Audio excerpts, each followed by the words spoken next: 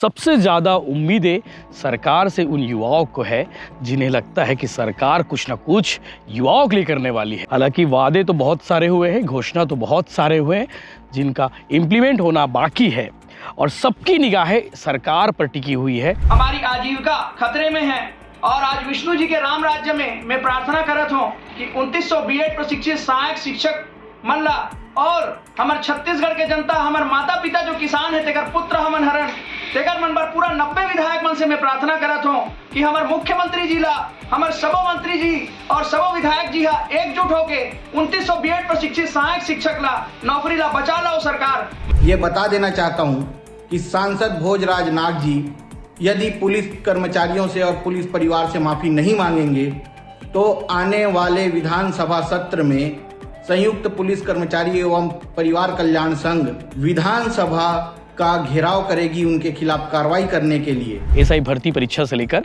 पिछले दिनों सरकार ने रिजल्ट तो जारी कर दिया है, लेकिन ज्वाइनिंग प्रोसेस अभी तक शुरू नहीं हुआ है। कुछ युवाओं से बात हो रही थी, युवाओं को कहना है कि भैया सरकार से आप पूछिए। तो हम भी सरकार से पूछते हैं और सरकार के साथ साथ उन विधायकों से पूछते हैं जो इस बजट सत्र में शामिल होने वाले हैं। नमस्कार, जय जोहार, जय छत्तीसगढ़। विधानसभा सत्र शुरू हो चुका है, बजट सत्र है और इस बजट सत्र में बहुत सारे प्रस्ताव है और सबसे ज़्यादा उम्मीदें सरकार से उन युवाओं को है जिन्हें लगता है कि सरकार कुछ ना कुछ युवाओं के लिए करने वाली है। हालांकि वादे तो बहुत सारे हुए हैं, घोषणा तो बहुत सारे हुए हैं, जिनका इम्प्लीमेंट होना बाकी है और सबकी निगाहें सरकार पर टिकी हुई है कि सरकार इन युवाओं के लिए क्या करने वाली है। सबसे बड़ा मुद्दा आपको मालूम है युवाओं का 33,000 शिक्षक भर्ती का, जिसके लिए लंबे समय से लड़ाई लड़ी जा रही है, लंबे समय से डिमांड की जा रही है कि भैया आपने विधानसभा चुनाव से पहले घोषणा किया था, वादा किया था और उसके बाद विधानसभा सत्र में तत्कालीन शिक्षा मंत्री बृजमोहन अग्रवाल जी ने ऐलान किया था कि भर्ती होने वाली है, शिक्षकों की भर्ती होने वाली है, लेकिन उसकी फाइल आगे नहीं बढ़ पाई। अब बजट सत्र में इसके अलावा और भी बहुत सारी चीज़ें हैं। पहले बजट सत्र के बारे में जान लेते हैं कि बजट सत्र में क्या कुछ होने वाला है, कितने सारे सवाल लगे हैं और कितना हंगामेदार और वो कौन कौन से ज़रूरी मुद्दे हैं जिस पर चर्चा आने वाले समय में होने वाली है। आपको बता दूं कि 24 फरवरी यानी कि आज से ये शुरू हो चुका है और इस सत्र में कुल 17 बैठकें प्रस्तावित है और आपको मालूम होगा कि 21 मार्च तक ये सत्र चलेगा और सरकार की ओर से भी और विपक्ष की ओर से भी रणनीति बना ली गई है कि बजट सत्र में कौन कौन से जरूरी मुद्दे हैं जिसे उठाया जाएगा और सरकार को घेरने की काम की जाएगी। विपक्षी दल कांग्रेस के विधायकों ने विभिन्न मुद्दों पर सरकार को घेरने की रणनीति बनाई है। इसमें सबसे पहले बात करें तो कानून व्यवस्था से लेकर महतारी वंदन योजना और पूर्व मंत्री कवासी लखमा की गिरफ्तारी, चुनाव में सत्ता के दुरुपयोग के आरोपों सहित विभिन्न मुद्दों पर सरकार को घेरने की तैयारी है। तो विपक्ष से मेरा अनुरोध है कि आप युवाओं के मुद्दों को भी शामिल कर लीजिए, सरकार से पूछिएगा सवाल, क्योंकि आपको जनता ने चुनकर उस सदन में भेजा है, जिस सदन की जवाबदारी, जिन जनता की जवाबदारी आपके ऊपर है। तो मुझे लगता है कि बीएड अभ्यर्थियों का भी एक मसला है जिस पर सुनवाई होनी चाहिए, जिस पर चर्चा होनी चाहिए। बीएड अभ्यर्थियों को सरकार ने सुप्रीम कोर्ट और हाई कोर्ट के आदेश के बाद उन्हें नौकरी से निकाल दिया है, तो उनके मामलों पर भी चर्चा होनी चाहिए कि इनका क्या किया जाना है। वो कमेटी कौन सी है, उस कमेटी के बारे में भी चर्चा होनी चाहिए जिसकी सिफारिश पर सरकार को अगला कदम उठाना होगा। मैं तो चाहता हूं कि विधायक चाहे बीजेपी के हो चाहे कांग्रेस को हो, वो पूछे अपने सरकार से कि इनके मसले को लेकर वो कौन सी कमेटी बनाई गई है, वो कमेटी क्या काम करने वाली है और कमेटी की अनुशंसा क्या होने वाली है, उस पर भी सजेशन होने चाहिए। हो सके तो उस कमेटी को सुझाव देना चाहिए कि सरकार बीएड अभ्यर्थियों की जिनकी नौकरी गई है, जिनकी नौकरी छीनी गई है, बीएड वालों की जगह डीएड वालों को नौकरी दी गई है।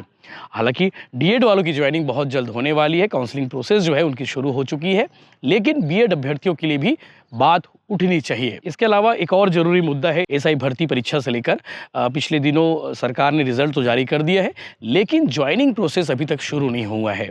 कुछ युवाओं से बात हो रही थी, युवाओं को कहना है कि भैया सरकार से आप पूछिए। तो हम भी सरकार से पूछते हैं और सरकार के साथ साथ उन विधायकों से पूछते हैं जो इस बजट सत्र में शामिल होने वाले हैं कि एसआई भर्ती के संबंध में जो रिजल्ट जारी किए गए थे, जो युवा सेलेक्ट हुए हैं, उनकी ज्वाइनिंग कब से होने वाली है, ये भी अपने आप में बड़ा सवाल है। इसके अलावा और भी विभाग है जिस पे भर्ती होनी बाकी है। दिव्यांग शिक्षकों का भी भर्ती अटका हुआ है। आज इसी विषय को लेकर शिक्षा विभाग में पहुंचे हुए थे। आपको मालूम होगा कि छत्तीसगढ़ बनने के बाद से आज तक दिव्यांग शिक्षकों के लिए भर्ती परीक्षा आयोजित नहीं की गई है। आपको ये भी मालूम होगा कि लगभग 800 के आसपास पदों की स्वीकृति वित्त विभाग से मिल गई है, लेकिन इसकी भी फाइल अटकी हुई है। तो ये भी एक बड़ा मुद्दा है, इस पर होना चाहिए। वहीं आपको ये भी मालूम होगा कि पिछले दिनों कांकेर के सांसद भोजराज नाग ने एक इंस्पेक्टर को धमकाते हुए नजर आए थे। उस मसले पर भी पुलिस परिवार की ओर से ऐलान किया गया है कि वो विधानसभा का घेरने वाले हैं, विधानसभा का घेराव करने वाले हैं। तो ये भी एक जरूरी मुद्दा है। वो चाहते हैं कि भोजराज नाग, सांसद भोजराज नाग जो है, इस विषय को लेकर माफ़ी मांगे। तो बहुत सारे विषय हैं, इस पर लगातार अपडेट्स आपको मिलते रहेंगे कि विधानसभा के बजट सत्र में क्या कुछ होने वाला है। इसके अलावा और कौन कौन सी भर्ती परीक्षा अटकी हुई है, चाहे वन विभाग हो, चाहे खाद्य विभाग हो, चाहे राजस्व विभाग हो, चाहे बहुत सारी भर्तियाँ परीक्षा अटकी हुई है। शिक्षा विभाग के तो सबसे बड़ा मुद्दा है ही है। इसके अलावा और जो जरूरी विषय है वो आप हमें कमेंट करके जरूर बताइए। उस पर लगातार आने वाले समय में मंत्रियों से भी सवाल पूछेंगे, विधायकों से भी सवाल पूछेंगे, सरकार से भी सवाल पूछेंगे कि इस विषय को लेकर सरकार क्या कदम उठा रही है। जय हिंद दोस्तों, मैं आपका दोस्त उज्जवल दीवान। जैसा कि आप सभी जानते हैं कि कांकेर सांसद भोजराज नाग जी ने छत्तीसगढ़ के सबसे जाबाज थानेदार श्री रामेश्वर देशमुख के बारे में बहुत सारी अपशब्द बातें 9 फरवरी 2025 को बोली थी, जिसके लिए संयुक्त पुलिस कर्मचारी एवं परिवार कल्याण संघ ने आवेदन दिया था और भोजराज नाग जी से अपील की थी कि वो थानेदार रामेश्वर देशमुख और थाना स्टाफ और पुलिस कर्मचारियों से माफी मांगे। लेकिन उन्होंने माफी तो अब तक नहीं मांगी है। इसी दौरान उनका एक और वीडियो हमारे सामने आया है। एक वीडियो वायरल हो रहा था पुलिस वाले को, जहाँ पर चिल्ला रहे थे। क्या कहना चाहेंगे इससे? देखिए, मैं एक सांसद हूँ और सिरहा बैगा भी हूँ। जो आदमी गलत करता है उसको मैं डांट फटकार भी लगाता हूँ, और जो आदमी अच्छा करता है उसको मैं मान सम्मान भी देता हूँ।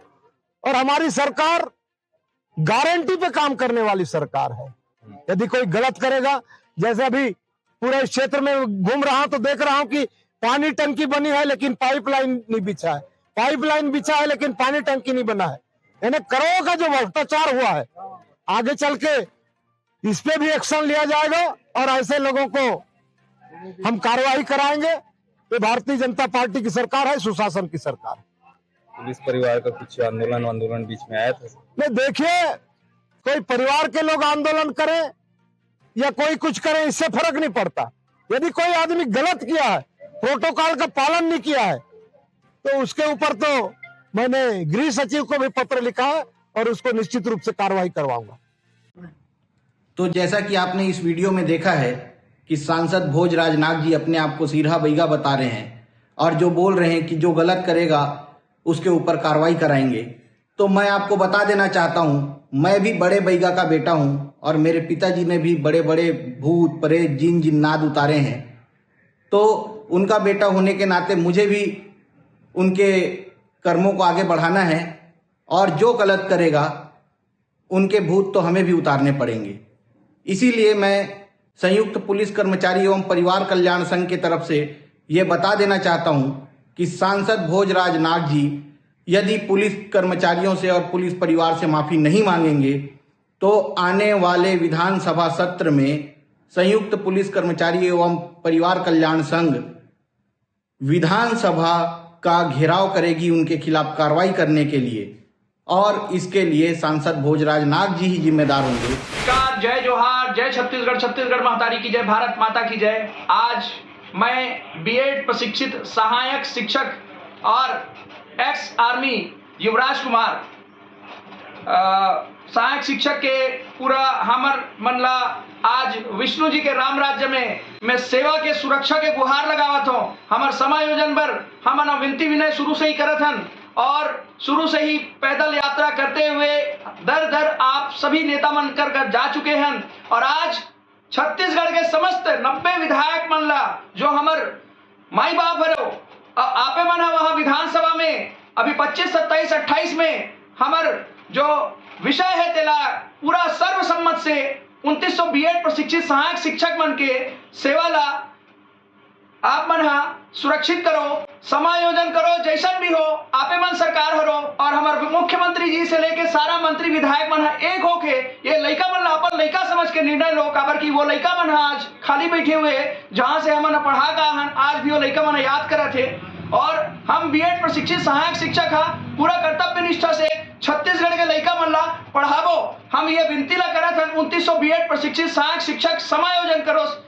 हमारे पूरा 90 विधायक जी से मैं प्रार्थना करता हूँ कि प्रश्नकाल में बिल्कुल सब एक सम्मत होके हम आपके ऊपर पूरा छत्तीसगढ़ के किसान मजदूर के लेकर जो आशा बना के बैठे हैं। धन्यवाद।